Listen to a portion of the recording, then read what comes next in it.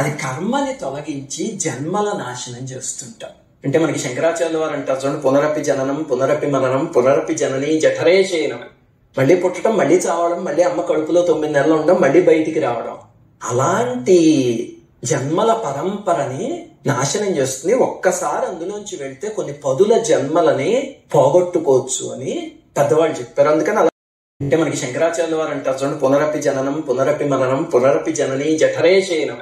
మళ్ళీ పుట్టడం, మళ్ళీ చావడం, మళ్ళీ అమ్మ కడుపులో 9 నెలలు ఉండడం, మళ్ళీ బయటికి రావడం.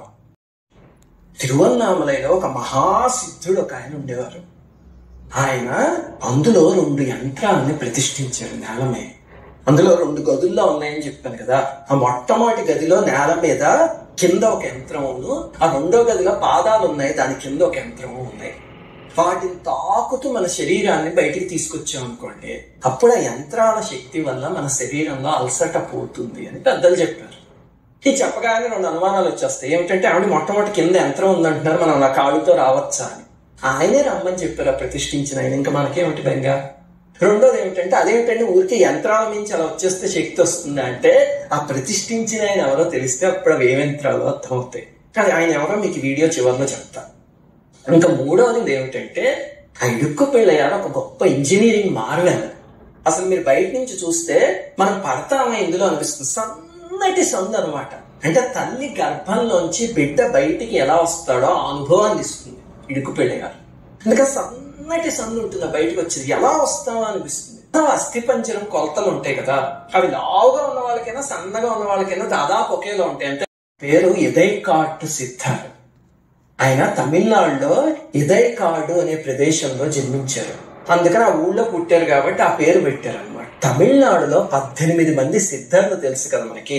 అది చాలా ప్రపంచ ప్రఖ్యాతమైనది ఆ సిద్ధుల పరంపర. అందులో 18 మందిలో ఒక ఆయన. ఈయన మొట్టమొదట పశువుల కాపరి. పశువుల్ని తోలుకుంటూ వెళ్ళి అక్కడెక్కడో కూర్చుని అలా సమాధి స్థితిలోకి వెళ్ళిపోయారు అంత చిన్న వయసులో. అది ఎవరికంట పడిందంటే, భోగర్ అని ఒక సిద్ధుడు ఉన్నారు. ఆయన 18 మంది సిద్ధుల్లోకి తలమానికమైన మహనీయుడు. మీకు పళనిలో సుబ్రహ్మణ్య స్వామి మూర్తి తెలుసు కదా. ఆ మూర్తికి అభిషేకం చేసిన జలం తాగితేనే ఎన్నో రోగాలు తగ్గడం ఎంతో మంది చూశారు. ఆ మూర్తిని నవపాషాణం అంటారు. అది తెచ్చి ప్రతిష్ఠించింది భోగర్ అనే సిద్ధరే. ఆ భోగర్ ఒకసారి ఈ అడవిలో చూసి, ఇంత చిన్న వయస్సులోనే ఎంతటి తీవ్రమైన నిష్ఠ అని చెప్పి అప్పుడు చారదీసి ఆయనకి సిద్ధ వైద్యం నేర్పించి ఆధ్యాత్మికంగా కూడా చాలా ఉన్నతమైన వ్యక్తి కింద, సిద్ధుడి కింద తీర్చిదిద్దారు. ఇప్పటికీ మనకి సిద్ధ వైద్యంలో కాయకల్పం అనే ఒక ప్రక్రియ ఉంది, మీ అందరూ వినే ఉంటారు. ఆ కాయకల్పం అనే ప్రక్రియని రూపకల్పన చేసింది ఇదైకాడు సిద్ధరే. ఆయన ఎంత గొప్ప రసయోగి, ఆల్కెమిస్ట్ అంటే ఆయన 600 సంవత్సరాల పాటు బతికారట.